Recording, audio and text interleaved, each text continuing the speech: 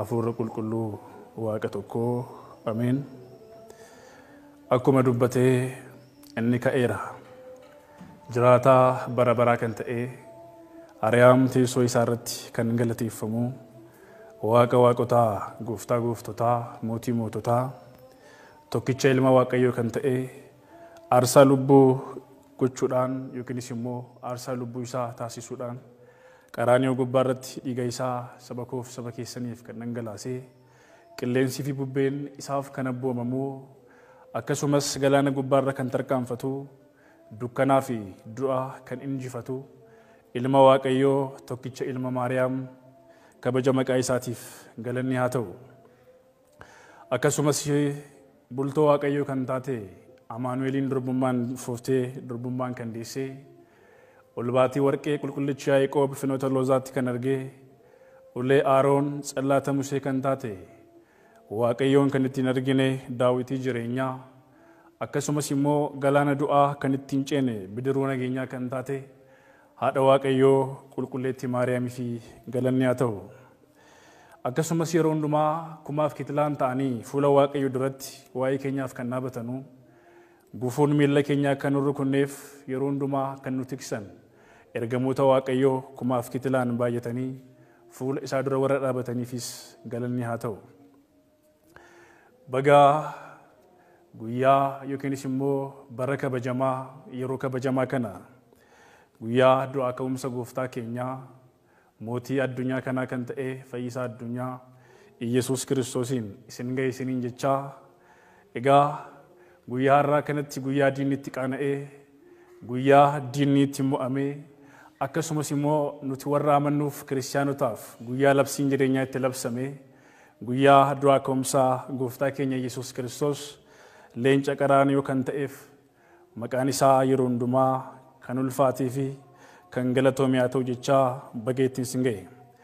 Kabajamtootaaf jaallatamtoota ijoollee waaqayyoo araara isaatiin tiksee isin eegee iddoo jaallatamaa kanatti walitti qabamnee waa'ee du'aa ka'umsa gooftaa keenya Iyesuus Kiristoos akka waliin barannuuf akkasumas immoo guyyaa misiraachuu kan akka waliin ilaalluuf lallaba jireenyaa kan ta'e sagalee jireenyaa kana akka waliin dhageenyuuf inni nu waame gooftaan gooftotaa mootiin moototaa Iyesuus Kiristoos maqaan isaa haa ulfaatu.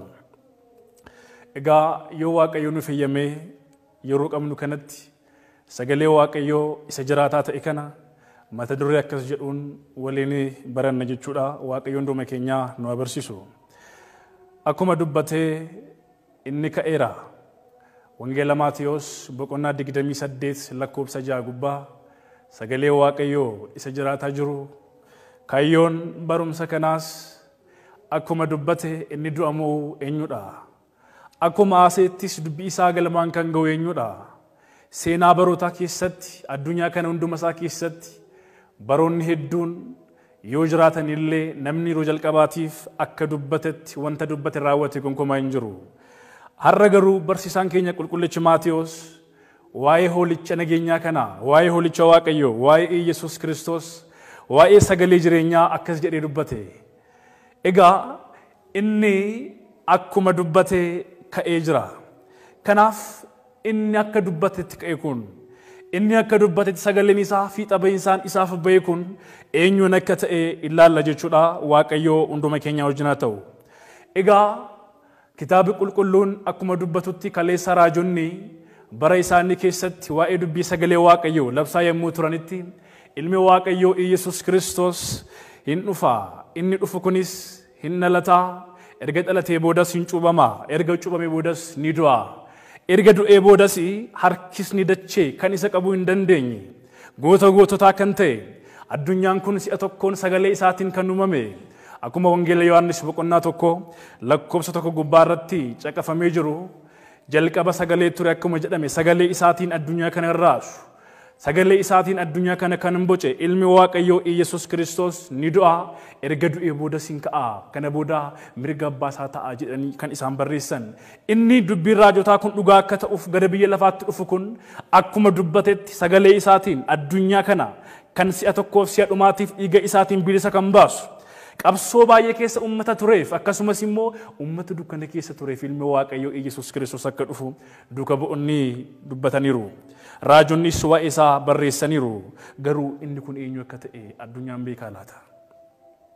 Kanaafidha wangeela Maatiyos boqonnaa 21 lakkoofsa 10 gubbaa irratti Yesuus Kiristoos ilmi Waaqayyoo ilmi Maariyaam Kiristoos mooticha Yihudaa kan ta'e gara Yerusaalem yommuu seenetti namoonni baay'een isaanii uffata isaanii isaaf kan kaasaa turan, namoonni baay'een isaanii kabaja waaqummaa isaaf laachaa kan turan, inni kun eenyu isaan jedhaa turanii. Akka dubbatetti sagalee isaa kana fiixaan kan baasu inni kun eenyudha? Saba Waaqayyoo. Nuti ilmi namaa yeroo hundumaa dubbatee sagaleen isaa fiixaan hin ba'u. Akka dubbatetti yeroo hundumaa dhugaa kan dubbatu Waaqayyoon dubaadha. Kanaafidha kitaaba Musee seera lakkoofsaa boqonnaa 23 lakkoofsa 19 gubbaa irratti Waaqayyoo akka namaa hin sobu jedha. Dhugaadha namni baay'ee sobuu ni danda'a. Garuu sagaleen Waaqayyoo yeroo hundumaa dhugaadha. Sagaleen Waaqayyoo haareffama kan hin qabne, sagalee Waaqayyoo jijjiirama kan hin qabne, amma inni dubbate kun inni akkuma dubbatetti sagalee isaa fiixaan inni baasu ilmi Waaqayyoo Kiristoos Yesuus inni jedhamu maqaan isaas fayyina kan ta'e addunyaa kanaaf fayyina kan laatu wareegamummaa malee akkasumas immoo qabsoo namootaa malee dhangala'uu dhiiga namootaa malee dhangala'uu dhiiga isaatiin uummata isaatiif beenyaa dhugaa kan karfalu ilmi Waaqayyoo xumurri barichaa yommuu gahetti gara biyya lafaa akka dhufe qulqullichi Phaawulos nutti hima. Ergaa qulqullicha Phaawulos gara Galaatiyaa boqonnaa 4 lakkoofsa 4 gubbaa irratti sagaleen Waaqayyoo akkas jedha. Xumurri barichaa yommuu gahetti Waaqayyo ilma isaa tokkichaa gara biyya lafaatti erge. Innis dubartii irraa akka dhalatuuf, seeraa gaditti akka dhalatuuf, seenaa kaleessa barbadaa'ee ture akka sirreessuuf, warreen qaamni isaanii yookiinis immoo maalummaan isaanii baroota hedduuf badee ture isaan kanaaf yeroo gammachuu akka fiduuf Waaqayyo xumura barichaa eegee ilma isaa tokkicha gara biyya lafaa erge. Galanni fi qubaanni maqaa isaaf haa ta'u. Egaa saba Waaqayyoo inni xumura barichaa eegee dhufe kun sababa tokko malee hin dhufne. Nama jalqabaa kan ta'e, nama jalqabaas kan taate Addaamiif Hewaan teessoo kabajaa isaanii irratti waaqummaan Waaqayyoo isaaniin kan tolche, Waaqayyoo boca isaatiin, fuula isaatiin, fakkeenya isaatiin akkuma seera uumamaa boqonnaa 1 lakkoofsa 26 gubbaa irratti akkuma dubbatame kottaa hin buunaa nama akka fakkeenya keenyaatti in uumnaa jedhanii kan uuman Addaamiin namni jalqabaa Waaqayyoon yakkee saba Waaqayyoo. Eeyyan dhugaadha Waaqayyoon kan yakkan eenyullee hin jiru. Waaqayyoon gubbaa irratti wanta hamaa kan hin hojjenne eenyullee hin jiru. Waaqayyo garuu akka fedha isaatti nu golgeera. Galanni maqaa isaaf haa ta'u. Kanaaf dhagaa guyyaa irraa kanatti inni akka dubbatetti wanta hundumaa sirreessu kaleessa waada Addaamiif kan laate warra jaallateefis kakuu galee jedhamee akkuma faaruu Daawit boqonnaa 88 lakkoofsa 3 gubbaa irratti akkuma dubbatame Waaqayyo ilma namaa isa badee jiruuf Addaam isa badee jiruuf seenaa fokkisaa keessaa isa baasuudhaaf gara biyya lafaa dhufe. Kanaafidha wangeela Luqaas boqonnaa 19 lakkoofsa 10 gubbaa irratti ilmi namaa isa badee jiru barbaachuuf gara biyya lafaa dhufe. Nageenya fidee dhufe, gaarummaa fidee dhufe, jireenya fidee dhufe, olaantummaa fidee dhufe, warra dukkana keessa jiranuuf ifa fiduudhaaf dhufe. Waaqayyoof galanni haa ta'u. Kanaaf egaa holichi kun inni ofiisa aarsaa godhee saba isaatiif inni du'u kun inni addunyaa maraaf aarsaa lubbuu of taasisu kun Yesuus Kiristoos eenyudha saba Waaqayyoo. Asitti waa'ee maalummaa isaa kana ilaalla jechuudha. Kanaaf egaa nama jalqabaa kan ta'e abbaan keenya Addaam wanta Waaqayyoof hin mijanne raawwate. Wanta Waaqayyoof hin taane Waaqayyoon gubbaa irratti raawwate. Iddoo kabajaa isaas ofirraa hanqise jedha saba Waaqayyoo. Al tokko tokko jireenya gaarii Waaqayyo yommuu nuuf laatu seenaa kaleessa keessa dabare daganneetu Waaqayyoon gubbaa irratti gungumna saba Waaqayyoo. Waaqayyoo kanaafidha. Raajii Isaayyaas boqonnaa 9 lakkoofsa 2 gubbaa irratti akkas jedhamee barreeffamee jira. Warra dukkana keessa turaniif, warra dhiphina jala turaniif, warra gidiraa jala turaniif, akkasumas immoo dukkana cimaa jala warra turaniif ifni guddaan ba'eera. Ifni guddaan kun wangeelaawichi Yohaannis gaafa barreessu Yesuus Kiristoos akka ta'e nutti hima jechuudha. Wangeela Yohaannis boqonnaa 1 lakkoofsa 8 gubbaa irratti ifni gara addunyaa dhufe jedha. warra dhukatanii jiran ifatti kan baasu warra gidiraman warra qola isaanii warra qoma isaanii bara baay'eedhaaf gadi qabatan gara jireenyaatti gara kattaa gaarummaatti gara olaantummaatti kan baasu ilmi Waaqayyoo Yesuus Kiristoos guyyaa 5 walakkaa booda Addaamin barbaacha gara biyya lafaa dhufe inni Addaamin barbaade inni Addaamin kufaatii keessaa kaase inni Addaamin biyya gidiraa keessaa baase Yesuus Kiristoos har'a sanaaf isiniifis hin dhaabata kanaafidha waa'ee ka'umsa isaa keessatti kana galumsa godhannee akka ilaallu kan barbaachisa Waaqayyo kanaaf egaa kaleessaa duukaboonni Waaqayyoo baay'een isaanii qomoo garagaraa keessaa warreen kaan qomoo Kaam warreen kaan qomoo Seem isaan kaan immoo Zaabiloon keessaa isaan kaan Yisaakor isaan kaan Neftaalem keessaa isaan kaan Yihudaa keessaa baay'een isaanii gara Waaqayyootti dhufan inni kun akka jecha isaatti akka sagalee isaatti duukaboota waammate inni isaaniin waame gara isaatti nun isa waammatu kanaafidha tokkoffaa Qorontos boqonnaa 1 lakkoofsa 9 gubbaa akkas jedha warri gara tokkummaa gara isaa gara ilma Yesuus Kiristoos dhuftanii Waaqayyo amanamaadha inni si waame Waaqayyo amanamaadha inni isin jaallate Waaqayyo amanamaadha inni kakuu isiniif gale Waaqayyo amanamaadha inni kabaja irraa gara kabajaatti isin dabarse Waaqayyo amanamaadha saba Waaqayyo Yesuus Kiristoos fayyisaan addunyaa qoricha dhugaati Yesuus Kiristoos inni waa'ee koof waa'ee keessaniif seenaa keenya fokkisaa kaleessaa nurraa kaasee amma fayyinaan amma gaarummaaf inni nu waame ilmi Waaqayyo amanamaadha kanaaf dhagaa ilmi Waaqayyo gara biyya lafaatti dhufee fayyina nu fidee dhufe jedha saba Waaqayyo fayyina fidee dhufe otoo hin taane ofii isaatiif aarsaa dhugaa ta'e dhufe hoolicha Waaqayyo kanaafidha wangeela Yohaannis boqonnaa 1 lakkoofsa 29 gubbaa inni cubbuu addunyaa barbadeessu hoolicha Waaqayyo kunoo jedhe Yohaannis barreesse kakuu nuuf galee ture sirreessuuf dhufe jecha raajotaa dhugaatti jijjiiruuf dhufe inni barreeffamee ture inni dubbatamee ture dhugaa akka ta'uuf dhugummaan isaa akka mirkanaa'uuf ilmi Waaqayyo dhufe Waaqayyo gara mana keenya haa seenu egaa guyyaa har'aa kanatti gaa saba Waaqayyo Addaan baroota baay'eedhaaf dukkana keessa kan ture Addaan bara baay'eedhaaf cunqursamaa kan ture har'a garuu misraachoon guyyaa isaaf labsamudha ilmi Waaqayyo Yesuus Kiristoos Waaqa ta'ee jiru harka Yihuudootaatti laatame saba Waaqayyo ilmi Waaqayyo aangoo guddaa qabu otoo qabee jiru harka hangafa lubootaatti laatame saba Waaqayyo inni kun hangafa lubootaa kan ta'e aangoon isaa akka Melkiiseedeq barabaraan kan ta'e barabaraan kan jiraatu kaleessa kan ture Alfaa boris kan jiraatu Omeegaa ilmi Maariyaam Kiristoos Yesuus waa'ee koof waa'ee keessaniif duuf gara biyya lafaa dhufe du'a isaatiin du'a keenya barbadeessuuf nageenya isaatiin misraachoon nuuf labsuuf ilmi Waaqayyo Kiristoos Yesuus dhufe jedha kanaaf dhagaa amma guyyaan misraachoo kun akka labsamuuf amma guyyaan gaarummaa kun akka labsamuuf luboonni yookiinis immoo Ayihudoota keessatti baay'een isaanii waggaa waggaatti namni tokko isaaniif akka hiikamu bartee baramaa ture garuu isaan kun gooftaa Yesuus Kiristoos fayyisaa irratti ka'anii inni kun seera Musee digeera jedhani inni kun seera abbootii keenya cabseera jedhani inni kun seera bulmaata keenyaa heeraaf dambii keenya digeera jedhani saba Waaqayyo gaarii hojjechuun dabummaadha isa du'ee kaasuun dabummaadha bara sana keessatti ilmi Waaqayyo Yesuus Kiristoos fayyisaa kan ta'e warra ija dhabaniif ija kan laatu warra du'an boolla keessaa kan kaasu warra seenaa isaanii fokkisaa ture seenaa isaanii kan haaromsu maalummaa kaleessaa kan hin gaafanne hangafa lubootaa kan ta'e Yesuus Kiristoosin ajjeesuuf irratti kaka'anii jedha dhugaadha akkuma barreeffame wangeela Yohaannis boqonnaa 11 lakkoofsa 25 gubbaa irratti kaleessa magaalaa Bitaaniyaa keessatti obboloota Alaazaar Maariyaamiif Maartaan akkas jedheera ani ka'umsa ani fayyina ani nageenya nagaan ani isiniif kennu nagaa addunyaan kun isiniif kennu miti saba Waaqayyo dhugumadha nagaan Kiristoos nuuf laate nagaan ilmi Waaqayyo nuuf laate kaleessa sargineera magaalaa biyyoota Faaris keessatti namoonni baay'een yemmuu yakka raawwatan fannoo gubbaarratti fannifamuu isaaniitiin addunyaan bilisa hin baane du'a isaaniitiin addunyaan bilisa hin baane har'a garuu anaaf isin humna tokkotu barbaachisa humni kun Waaqa irraa kan nuuf qaama sadan keessaa tokko kan ta'e holicha nageenyaa kan ta'e Kiristoos mul'ate kana booda warri hangafa lubootaa isa kana irratti sababa barbaadu warreen qulqullootaa irrattis raajota gubbaa irrattis baay'een isaanii gungumaniiru Waaqayyo garuu karaa baay'ee nu barsiiseera saba Waaqayyo kana booda seexannis laphee Yihudaa irra buleetu gooftaa isaa qarshii 30tti gurgurate jedha qarshii 30tti Waaqayyoon gurgurate amanamummaa dhabe Maalummaan Waaqayyoo laphee isaa keessaa sin barbadaa'e. Kaleessa Waaqayyoo raajii gurguddaa fuula isa duratti kan raawwate. Maalummaa isaatti kan jijjiire. Cubbuu keessaa gidiraa keessaa isa kan baase. Iddoo kabajaatti kan isa fide Waaqayyoon dagate Yihudaan. Yihudaan maqaan isaaf inni waliin fakkaatu. Yihudaa jechuun amanamaa amantii jechuudha. Waaqayyoon garuu hin gane.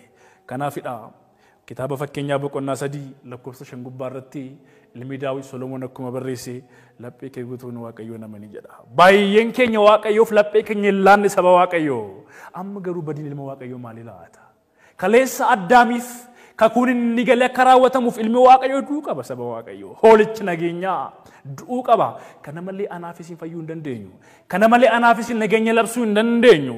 Kiristoos du'aa ka'e humna diinaas hin hidhe seexanni illee ye'ee ilmaan Addaamiifis misiraachoo ta'e nageenya ta'e jennee akka labsinuuf kakuun keenya faaruun keenya lallabni keenya mata duree lallaba keenya isa waan ta'eef inni du'uun dirqama ta'e. Kana booda Yihudaan gooftaa dabarsee laate.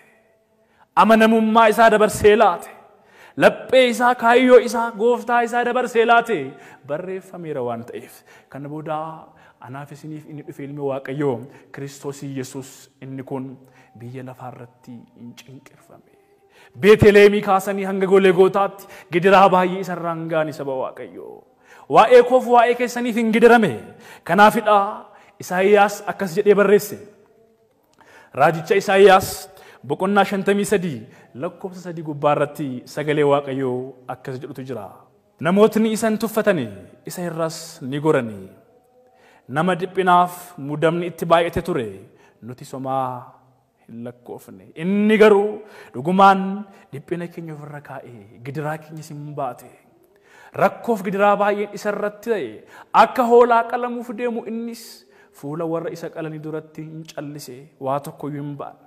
Sababa keenyaaf dhiigi isaa lolee hin ajjeefame. Eenyudha saba Waaqayyoo abbaa isaaf ilmi du'u jiraa yoo laata? Haadha isaaf intalli du'u jirtii laata? Dhuguman isiniin jedha lammii isaatiif kan du'u hin jiru. Qomoo isaatiif kan du'u hin jiru. Of dabarsee aarsaa dhugaa kan ta'u hin jiru. Kaleessa bara kakuu moofaa keessatti sargineerra saba isaatiif kan du'e hin jiru saba Waaqayyoo. Kakuu haaraa keessatti garuu seenaa addunyaa irratti galmeeffame hin beekne. Seenaa addunyaa irratti ta'ee hin beekne. Yeroo hundumaa sammuu namootaa keessatti mul'atee kan hin beekne seenaa jalqabaatu ta'e seenaan kun ilma Waaqayyoo Kiristoosidha. Galanni maqaa isaaf haa ta'u. Kana booda isa hin cunqursani, isa hin dhiphisani. Inni garuu qalamuudhaaf geggeeffame, hin oofame, afaan isaas hin saaqamne, cunqursuudhaan itti murteeffamee ajjeefame.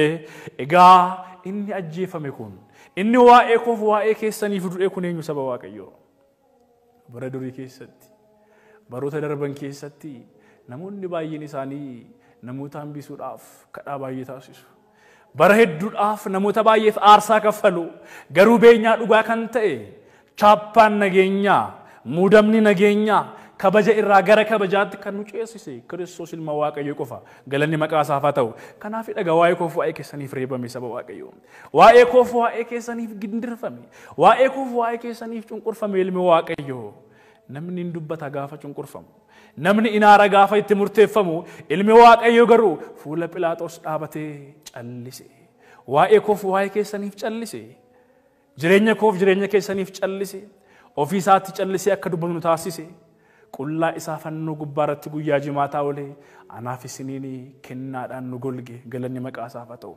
Kanaaf dhagaa ilmi Waaqayyoo Kiristoos Yesuus guyyaa gaafa jimaataa kana warreen Yihuudootaa fuula Philaaxoos dhaabanii namoota isa kasasan fuulduratti eenyu isiniif haa hiikamu jedhan. Eenyu isiniif haa hiikamu?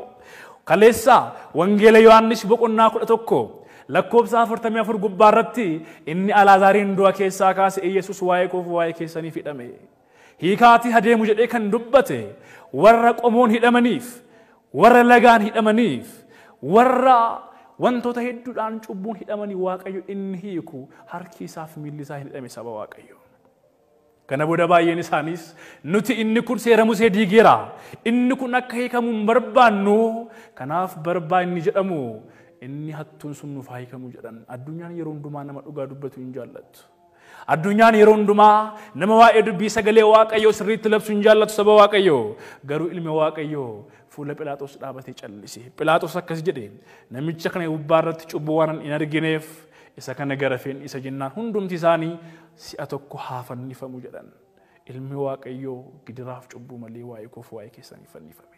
Saba Waaqayyoo. Kanaaf dhagaa guyyaa gaafa jimaataa fannoo gubbaa olee wangeelaa Maatiyos boqonnaa 26 lakkoofsa 24 gubbaa irratti akkuma barreeffame dhiigni isaa nuuf beenya akka ta'e, dhiigni isaa nuuf nageenya akka ta'e, foonni isaa nuuf nageenya akka ta'e, akkasumas yoo isa nyaanne malee yoo isa dhugne malee nageenya kan hin arganne wangeela Yohaannis boqonnaa 6 lakkoofsa 52 gubbaa irratti akkuma dubbisame Yesuus Kiristoos guyyaa gaafa jimaataa fannoo gubbaa irratti waa'ee koof waa'ee keessanii fannifame. Inni fannifame kun ilmi Waaqayyoo kaleessa isa wangeelaawwan dubbisan, kaleessa isa raajoonni dubbatan, ilmi Waaqayyoo Kiristoos Yesuus akkuma dubbate inni inkaa jedhame isa kan fannifame.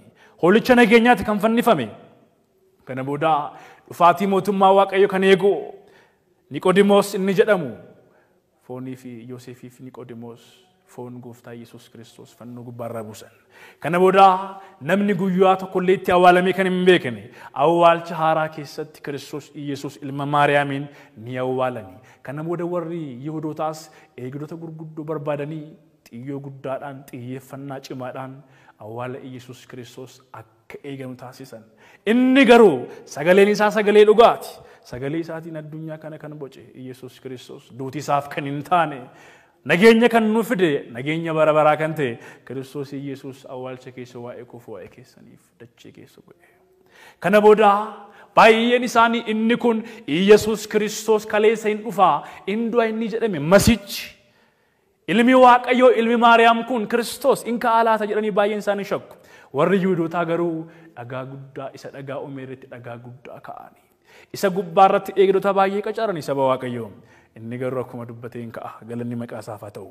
Kana booda guyyaa gaafa sanbataa guyyaa sadaffaa irratti wangeela Maariqoos boqonnaa 16 lakkoofsa 1 kaasanii yommuu ilaallu Maariyaam Magdalaawitii fi akkasumas haati Maariqoos Maariyaam Saloomiin faan Yesuus Kiristoos hin ka'a jedhanii waan hin yaanneef shittoo urgooftuu guddaa bitaniitti gara awwaalchaa deemanii jedha. Gara awwaalchaa kanatti yommuu deemanuttis amma ilmi Waaqayyoo Kiristoos Yesuus isaan kana kaleessa baay'ee isaanii kan filate nageenyaaf kan isaan waame aangoof kan isaan waame baay'ee isaaniitiif aangoo guddaa kan kenne raajii kan raawwate diina yookiin immoo seexana torba irraa kan baase Maariyaam ishee biyya Magdalaa faana shittoo bitanii gara gooftaa isaanii deeman. Saba Waaqayyoo nuti sarara gara gooftaa dhufuun nu barbaachisa. Nuti sarara gara fayyisaa dhufuun nu barbaachisa. Lallabi keenya isa kanadha. Mata duree lallaba keenyaas isa kanadha saba Waaqayyoo. Kana booda isaan kun utoo deemaa jiran dukkana cimaatu ture. Ilmi Waaqayyoo Kiristoos Yesuus garuu xumura irratti isaan kun gara fuulduraatti yommuu ilaalan akkas waliin jedhan dhagaan ilma Waaqayyoo Kiristoos Yesuus gubbaa kaame kun ulfaataadha. Dhagaa awwaalchaa kana awwaalcha irraa eenyutu nuuf gangalche jedhan. Cubbuun awwaalchadha. Waaqayyoon dagachuun awwaalchadha saba Waaqayyoo. Kana booda isaan kunis akkas jedhanii fagootti yommuu ilaalanis abdii guddaadhaan yommuu ilaalanutti dhagaan awwaalcha irraa fonqolchamee arganii. Kana booda gara awwaalcha gaafa dhaqanu ilmi Waaqayyoo Yesuus Kiristoos du'aa ka'eera galanni fi qubaanni maqaa isaaf haa ta'u. Kana booda ergamicha akkas isaaniin jedhe yaa dubartoota tana hin sodaatinaa. Inni isin barbaaddanu kaleessa abbootiin keessan kan fannisan ilmi Waaqayyoo Kiristoos Yesuus akkuma dubbate ka'eera galanni maqaa isaaf haa ta'u. Isa kana mata dureen keenya akkuma dubbate ka'eera akkuma sagalee isaatti ka'eera akkuma jecha isaatti ka'eera harkisni lafaa humni dachee isa qabu kan hin dandeenye akkuma dubbate Ariyaam teessoo isaa kabajaa dhiisee gara biyya lafaa kan dhufe Addaamiin salphina keessaa kan hin kaase warra rakkataniifis humna guddaa kan ta'e warra rakkataniifis misiraachoo dhugaa kan hime misiraachoo nageenyaa kan ta'e ilmi Waaqayyoo ka'eera gammadaa isaaniin jedhe. Marree hunduma keenyaaf misiraachoo nageenyaa kan ta'e du'a isaatiin ka'umsa kan nuuf ta'e dukkana keessaa gara ifaatti kan nu baase ilmi Waaqayyoo Yesuus Kiristoos du'a immoo ka'e galanni maqaa isaaf haa ta'u.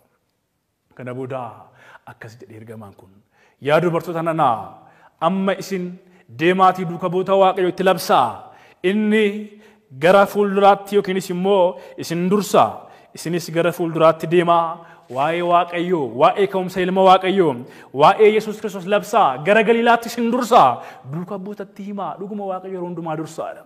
Gidiraa keenya kan dursu, rakkoo keenya kan dursu, maalummaa keenya kan dursu, waa'ee koof waa'ee keessanii fannoo gubbaarra olee kan du'e, erga du'ee boodas ka'ee teessoo kabajaa mirga abbaasaa kan taa'e Kiristoos Yesuus maqaan isaa ulfaatu. Kanaaf dhagaa saba Waaqayyoo ajjeefamuu isaatiin nageenya arganne.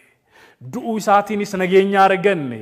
Awwaalamuu isaatiin awwaalli keenya nurraa godaane. Rakkoon keenyas nurraa godaane saba Waaqayyoo. Kanaafidha isin du'a hin sodaatinaa jedhamee kan barreeffameef. Du'a hin sodaatinaa. Wangeela Maatiyos boqonnaa 10 lakkoofsa 28 gubbaarratti warra foon ajjeesan hin sodaatinaa. Warra isa lubbuu ajjeesu, isa foon balleessu, lamaan isaa si'a tokkicha barbadeessuu kan danda'u Waaqayyoon sodaadhaa jedha. Bara keenya keessatti namoonni baay'een du'a foonii sodaatu. Garuu duutii cubbuu, gidiraa, rakkina, dhiphina hundumaa of keessatti kan hammatee jiru ilmi Waaqayyoo nurraa godaanseera. Ilmi Waaqayyoo nurraa tamsaaseera. Galanni maqaa isaaf haa ta'u. Egaa du'aa ka'umsa Yesuus Kiristoosiin waa baay'ee arganneerra. Addaam mucummaa isa jalqabaa argateera. Akkasumas immoo kaleessa warri Si'ool keessa turan, kaleessa warri gidiraa keessa turan, warri humna diinaa jala turan, warri dukkana jala turan du'aa ka'umsa fannifamuu Yesuus Kiristoosiin mirga Waaqayyoo dhaalaniiru. Galanni maqaa isaaf haa ta'u. Kanaaf egaa saba Waaqayyoo barumsa koo yommuun goolabu guyyaa har'aa kanatti ilmi Waaqayyoo Yesuus Kiristoos ka'umsa isaa akka labsinuuf innis ergamaan Waaqayyoo Kiristoos du'aa ka'eera. Kottaa ilaalaa duwwaadha. Awwaali duwwaatti hafeera. Humni harkisa dacheessa qabee hambisuu hin dandeenye. Ilmi Maariyaam du'aa ka'eera. Kana booda duuka boonnis isa arganii isaanitti mul'ate. Baay'een isaanii hin gammadani. Gammachuun isaaniif ta'e addunyaan hin hafe. Warri Yihuudoota akkas jedhanii akkas jedhaa dubbadhaa sobaa. Ilmi Waaqayyoo Yesuus Kiristoos du'aa hin kaane hattootatu hate duuka buutatu hate. Kanaafuu jedhanii qarshii guddaasaa kaffaltii isaaniif kaffalan. Garuu akkuma dubbate ilmi Waaqayyoo Kiristoos Yesuus du'aa ka'eera. Akkuma dubbate Waaqayyo du'aa ka'eera. Kanaafidha qulqullichi Phaawulos Roomee boqonnaa 8 lakkoofsa 34 gubbaarratti inni du'ee du'a mo'ee ka'e mirga abbaasaas taa'ee waa'ee keenyaaf murteessa jedhamee kan barraa'e ilmi Waaqayyoo Kiristoos Yesuus du'aa ka'eera. Diinni leeyya'eera. Nutis warra maalummaan keenya badee ture, warra gidiraa jala turreef, warra dukkanni nurratti damboobee tureef ilmi Waaqayyoo Kiristoos Yesuus du'aa ka'eera. Saba Waaqayyoo harka malee jiraachuu hin danda'ama. Ija malee jiraachuu hin danda'ama. Miila malee jiraachuu hin danda'ama. Garuu laphee malee jiraachuu hin danda'amu. Kiristoos laphee keenya. Kiristoos fayyina keenya. Maalummaa keenya Kiristoos. Konkolaataan motora malee akkuma hin deemne ilmi namaa Kiristoos Yesuus malee socho'uu hin danda'u. Ka'umsa isaa malee socho'uu hin danda'u. Du'a isaa malee socho'uu hin danda'u saba Waaqayyoo. Kanaaf waa'ee kootiif waa'ee keessaniif inni du'e ilmi Maariyaam Yesuus Kiristoos jireenya hadhaawaa bara dukkanaa hundumaa nurraa dabarsee amma nageenyaaf amma gaarummaadhaaf gara isaatti kan nu sassaabe. Galanni maqaa isaaf haa ta'u. Yeroo hundumaa waa'ee sagalee isaa akka waliin dhageenyuuf ilmi Waaqayyoo Yesuus Kiristoosiin dhiiga isaatiin nu qulqulleessee warra Roomaa warra Giriikii otoo hin taane addunyaa hundumaaf dhiiga isaa kan dhangalaase. Ka'umsa isaatiin seexanni kan hidhame, Addaamiif misraachuun kan labsame, anaaf isiniifis nageenya kan fide ilma Waaqayyoo Yesuus Kiristoos haadha isaa qulqulleettii Maariyaam ergamoota isaa faana galanni haa ta'u. Bakka gammaddan gooftaan keenya Yesuus Kiristoos du'aa ka'eera. Seexannis hidhamee jira. Ilmaan isaa ilmaan Addaam hundumaafis misraachuun labsamee jira. Innis akkuma dubbate du'a mo'ee ka'eera. Galanni Waaqa Abbaa, Waaqa Ilmaa, Hafuura Qulqulluuf haa ta'u. Egaa xumura barichaas yommuu ga'etti ilmi Waaqayyoo dhufee dhiiga isaatiin beenyaa dhugaa kan nuuf kaffale ilma Waaqayyoo Kiristoosiif galanni haa ta'u. Inni nu barsiise, inni nu gorse, amma yoonaattis nu faana kan ta'e ilmi Waaqayyoo Yesuus Kiristoos maqaan isaa ulfaatu.